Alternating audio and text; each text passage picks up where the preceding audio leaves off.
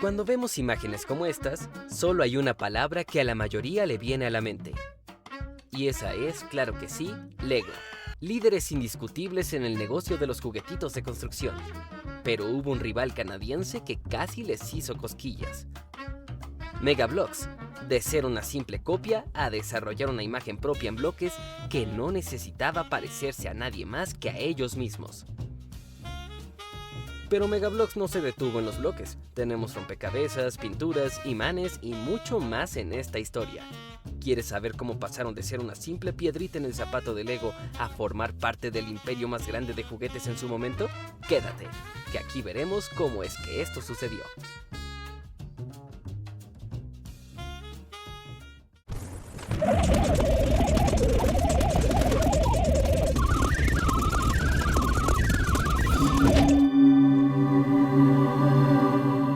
Hola, mi nombre es Diego, y este es el primero de 2 videos. Hoy la historia completa superficialmente de Mega Bloks, y en la próxima entrega todos los intentos de Mattel por derrotar a Lego. ¿Qué tiene que ver Mattel? Ahorita te cuento. La historia arranca en 1967, en Montreal, Canadá, cuando Victor y Rita Bertrand fundan Ritvic Holdings. El nombre, por cierto, viene de juntar Rita y Victor, por si no lo habías notado. Tal parece que en sus inicios se dedicaban a construir juguetes importados y a conectar fabricantes extranjeros con el mercado canadiense. No hay mucha información de lo que pasó exactamente desde su fundación hasta 1979, pero para los 80 ya eran líderes de juguetes plásticos en Canadá. En 1984 debutaron en ferias internacionales y cerraron un contrato millonario con Toys R Us. Pero el año que nos interesa es 1985, cuando lanzaron los Mega Bloks Maxi, bloques grandes diseñados para preescolares. Así es, los mismos bloques grandes clásicos que todos conocemos desde hace años. Comenta aquí abajo si tú de Kinder tuviste unos. Es en este momento que, como tal, la marca Mega Bloks empezó a existir, y para 1989, solo 4 años después, ya estaban en más de 30 países, y en algún punto de la historia pasaron de ser Ritvic Holdings a Mega Brands. En 1991 aparece la línea Micro, totalmente compatible con Lego. Obviamente fue ahí donde empezó el pleito, aunque cabe recalcar que de hecho Lego nunca fue el creador del diseño de los ladrillos de plástico que todos conocemos. Ese logro le podría corresponder a Mini Bricks, Briplax o Kiddycraft, ya que no está muy claro quién empezó, pero lo que sí es un hecho verificable es que Lego nunca fue el creador. Lego demandó en varios países a Mega Brands, empresa matriz de Mega Bloks, pero perdió en Canadá en 2005 y en Europa en 2008. El Tribunal de Justicia de la Unión Europea había sido muy claro. La forma del ladrillo es funcional y no registrable como marca. Además, las patentes de Lego ya habían caducado según Wikipedia. En otras palabras, Mega había ganado su derecho a existir. Para los años 2000, Mega empezó a construir su reputación. Si bien en un principio tanto sus sets como sus figuras tenían claras similitudes con su rival Lego, poco a poco Mega empezó a tener una identidad propia, con sets y figuras más detalladas. Seguro que escuchaste a alguien decir que prefería Mega Bloks por sus figuras altamente detalladas. Y es que sí, dejaron los diseños simpáticos y cuadrados como los de su competencia y empezaron a hacer figuras que simulaban proporciones más realistas. Y de igual manera, los sets empezaron a tener más escalas de grises y bloques menos coloridos, pero mucho más realistas. Mega consiguió licencias poderosas como Power Rangers, Piratas del Caribe, Pokémon, Tortugas Ninja, entre otras. Todo esto sin dejar de lado sus líneas originales como Neo Shifters, una línea de patinetas, Dragon's Universe, Pro Builder y muchas más que nunca acabaríamos de mencionar. Pero sin lugar a dudas, su licencia más popular y posiblemente la razón de que muchos de ustedes estén aquí es Halo, que yo no sé si fue el momento más popular de dicha franquicia de Xbox o si realmente estos sets eran superiores a los demás, pero es un hecho que algo hicieron bien aquí, ya que por mucho tiempo esta ha sido su línea más conocida entre el público general. Y todo esto claro mientras Mega Bloks nunca dejó de lado sus bloques tamaño maxi ni su línea mini, la cual también era idéntica a los Duplo de Lego. En 2005, Mega Brands adquiere RoseArt, añadiendo manualidades y pinturas a su catálogo. La historia de RoseArt también por sí misma es bastante interesante, ya que gracias a esta empresa fue que Mega obtuvo sets de construcción magnética, pues RoseArt tenía una línea especializada en imanes llamada Magnetics, que estaba basada en los juguetes Geomag. Al momento de la compra, Megablox supo aprovechar bastante bien a Magnetics, con juguetes como Magnasaurus, pistas magnéticas, Introducing iCoaster from Magnetics, a roller coaster revolution. Amazing stunts. Plug in your tunes. Clicks magnetically. iCoaster Extreme Multisensory Joyride.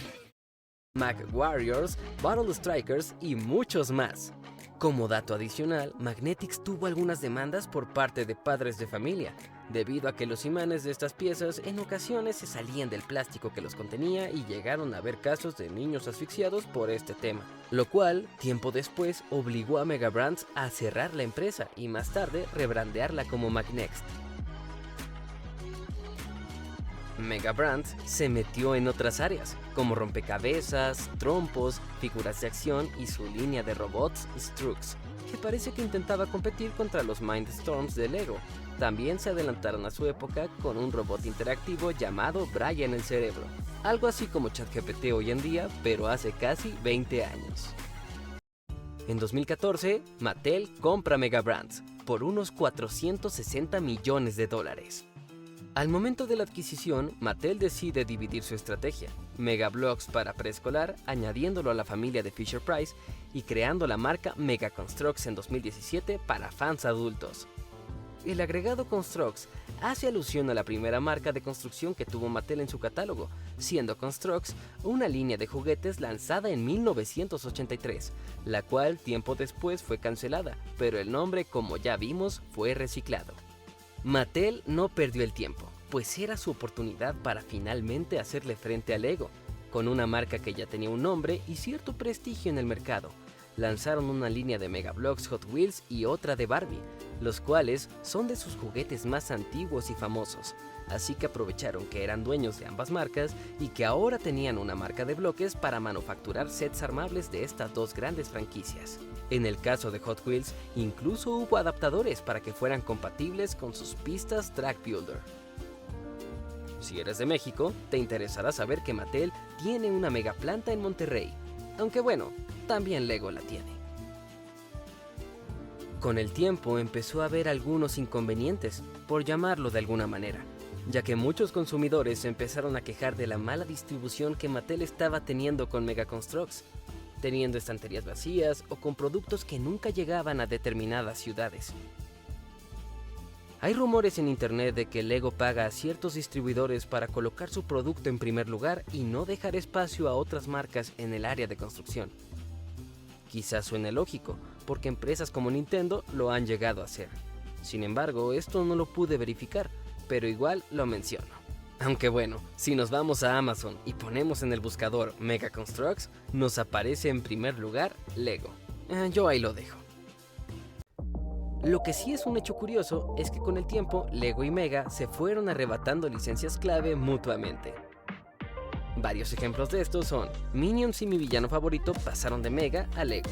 Marvel también le fue arrebatado a Megablox. Tortugas Ninja, al igual que Bob Esponja, Mega pudo quitársela a Lego por un tiempo, pero finalmente la cancelaron.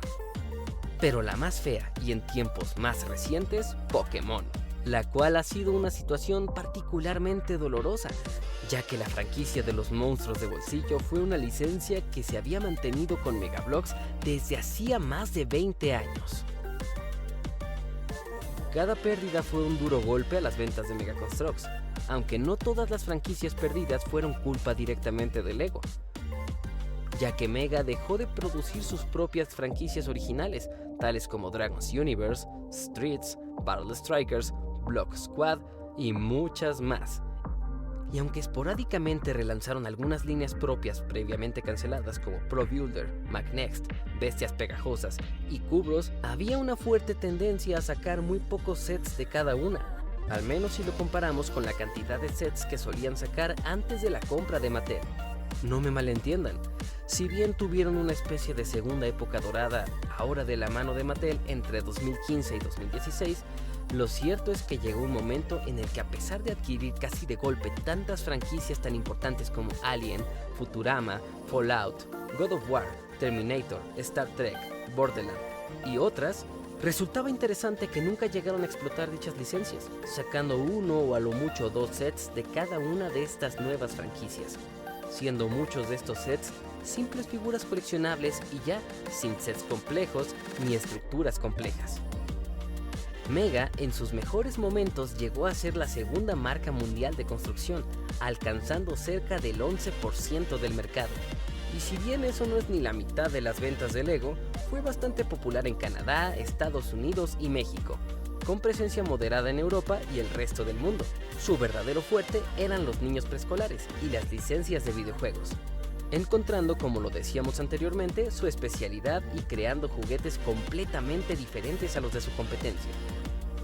Pero es importante recalcar que aunque Lego siempre fue el rey, no se quedó de brazos cruzados y respondió con sets para adultos con líneas como Architecture, Creator Expert, Technique y Star Wars para coleccionistas.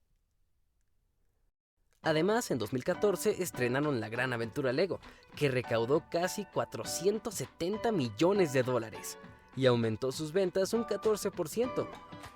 Momento que a mi parecer marcó un antes y un después de esta rivalidad. Y eso que ni siquiera hemos hablado de los parques temáticos y los videojuegos que Lego tiene en su haber.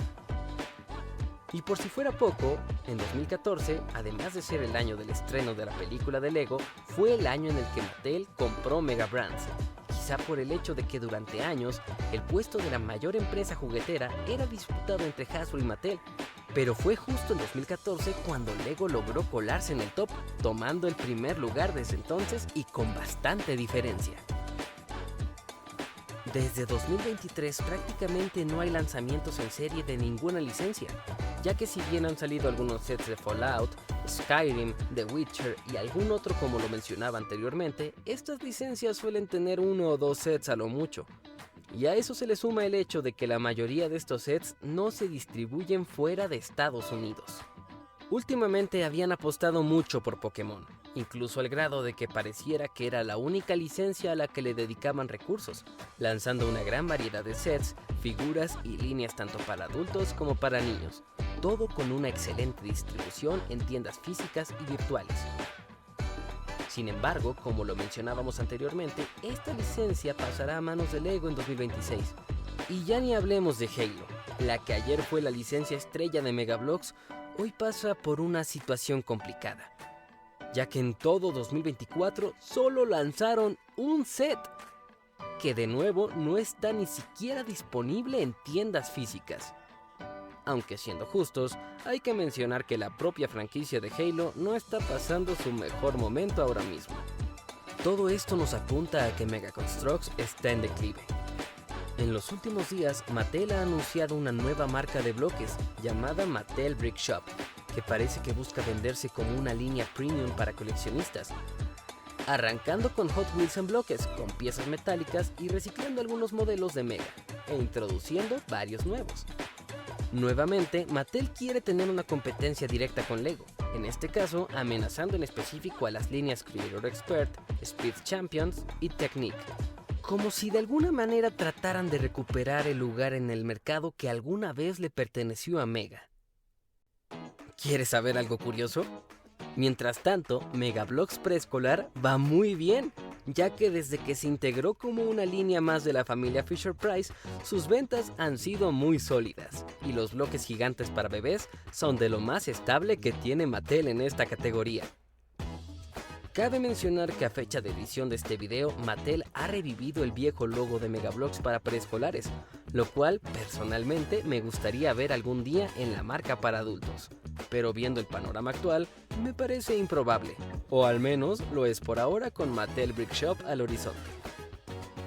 Es importante resaltar que en redes sociales oficiales se ha dicho que Brick Shop no ha venido a reemplazar a Mega, ya que en su lugar ambas marcas se supone que van a coexistir, como si de Hot Wheels y Matchbox se tratase.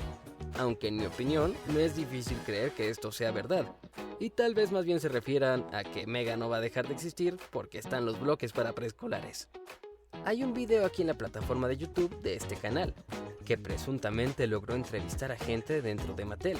El video e información resultan bastante interesantes, por si gustas pasar a revisarlos después de ver este video. Te dejaré el enlace en la descripción. ¿Y qué nos depara el futuro? Bueno, nadie tiene una bola de cristal, pero hay razones para pensar que Mattel Brick Shop no se va a quedar solo en Hot Wheels.